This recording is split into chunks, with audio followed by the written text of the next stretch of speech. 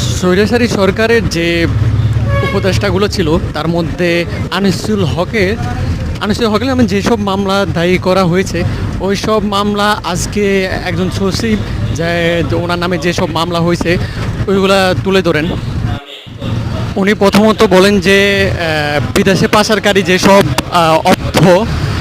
উনি বিদেশে পাচার করছেন ওইটা নিয়ে সম্ভবত মনে করেন ওনারা যে তো আমরা এখন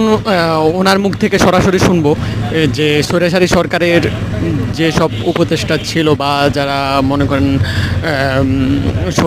সচিবালয় থেকে বা সরকারি বড় বড় পদে থেকে যেসব অর্থ বিদেশে পাচার করছেন আমরা একটু ওনার মুখ থেকে শুনি।